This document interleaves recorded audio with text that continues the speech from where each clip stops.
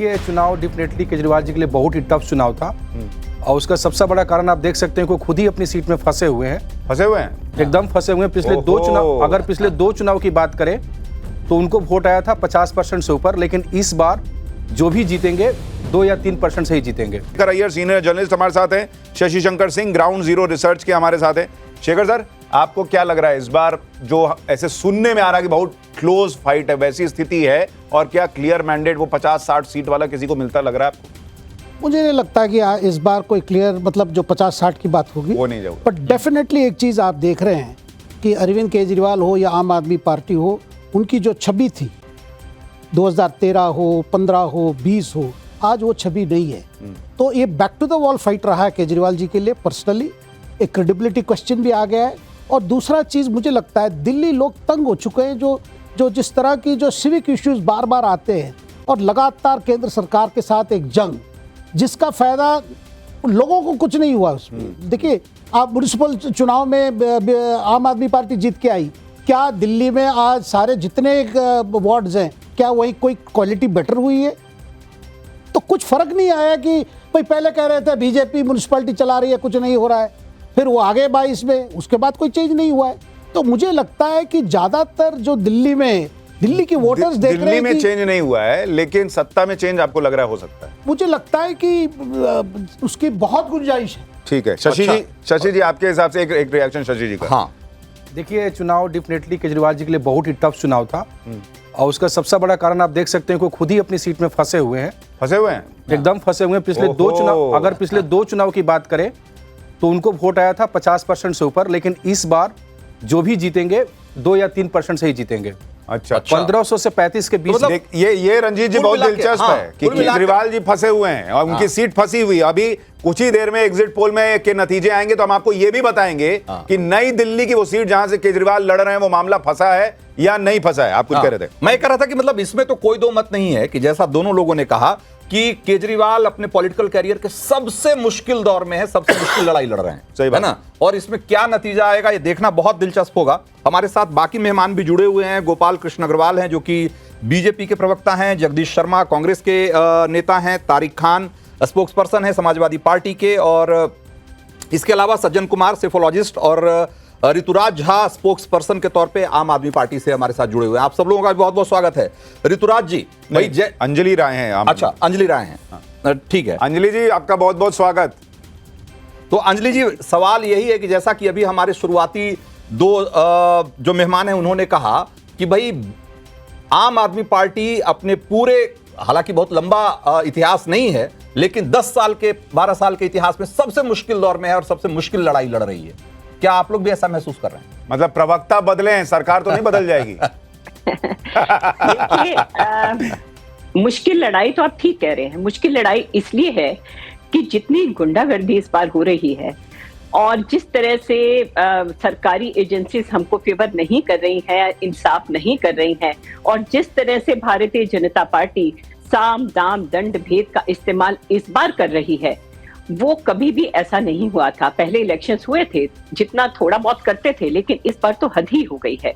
हर जगह पर इतनी शिकायतें आई, लेकिन ना तो इलेक्शन कमीशन सुनने को राजी है, ना ही पुलिस हमारी शिकायतों को अटेंड कर रहा है, और हर जगह पर ये कहीं पर पैसा बांटा जा रहा है, कहीं पर गुंडागर्दी हो रही है, लेकिन कोई किसी तरह की सुनवाई नहीं है। मुश्किल इसीलिए है क्योंकि हमारे लोगों तो इस मुश्किल के बावजूद आप लोग जीत रहे हैं या हार रहे हैं?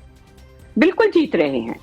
फिर तो दिक्कत क्या? फिर मुश्किल का है, फिर तो सब बढ़िया बम बम है। आखिरकार जीत ही मायने रखती है, बाकी तो चीजें तो मायना तो जीत ही रखती है, लेकिन ये है कि आपने कहा मुश्किलों की बात की तो हमें लड़ना। ठीक है, गोपाल जी का एक रिएक्शन लूं ब्रेक के पहले। गोपाल कृष्ण अग्रवाल, आप लोगों ने बहुत मुश्किल खड़ी की, बहुत प्रयास किया, पैसा बांटा, वो बांटा, सब किया, लेकिन आम आदमी पार्टी की प्रवक्ता कह रही है कि जीत तो वही रही है। नहीं, देखिए, हमने किसी के लिए मुश्किल नहीं खड़ी की है। आम आदमी पार्टी के अपने कारनामे हैं जिनने उनके लिए मुश्किल खड़ी की है। अगर एक्साइज घोटाला करोगे, शीश महल में रहोगे और जनता के लिए यमुना साफ करने का 5 साल में प्रतिज्ञा करोगे, नहीं तो वोट नहीं देना, और आप कहोगे 5 साल और दे दो, तो ये मुश्किलें इसी बात की है। आप जो प्रॉमिस कर रहे हैं उसको डिलीवर नहीं कर रहे, गवर्नेंस, देखिए दिल्ली एक ऐसा शहर है जहाँ गवर्नेंस महत्वपूर्ण है, और वो गवर्नेंस में कंप्लीट फेलियर है।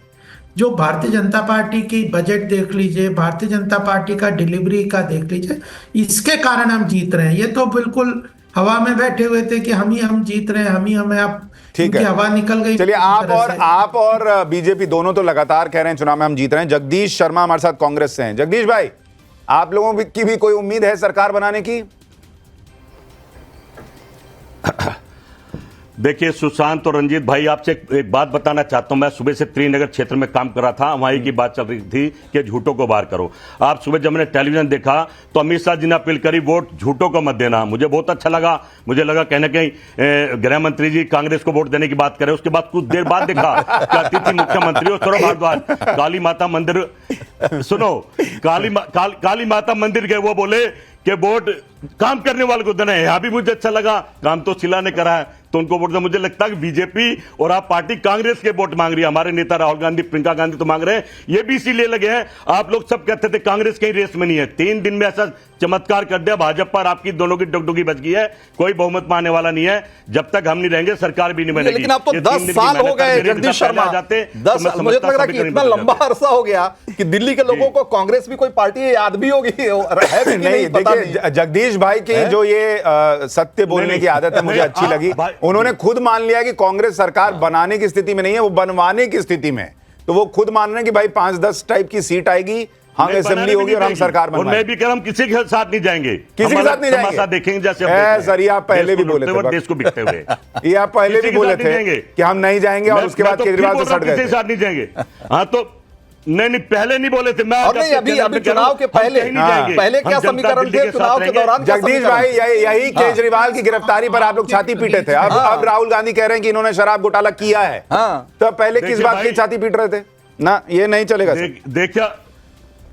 देखिए हम विष्णु के अवतार तो है नहीं भाई, गलती इंसान से होती है। विष्णु के अवतार हो तो हम भी कहते हैं गलती नहीं है, गलतियां इंसान से होती हैं। हम विष्णु के अवतार नहीं है। तारिक खान हमारे साथ सपा के प्रवक्ता हैं। तारिक भाई, एक तो दिल्ली में आप लोगों ने केजरीवाल के लिए वोट मांगे हैं, राहुल गांधी को आप लोग साइड क्यों कर दे रहे हैं, ये थोड़ा समझाइए। और आपके हिसाब से कांग्रेस आपकी दोस्त जो है वो जीतेगी या आप जीतेगी? और वहां मिल्कीपुर की क्या रिपोर्ट आ रही है सर? जिसको हमने सपोर्ट किया है, सोच समझ के किया है, तो मुझे लगता है कि वहां पर आम आदमी पार्टी जीतेगी।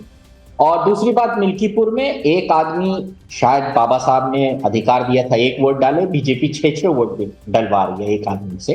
वीडियो आपने देखा होगा भाई।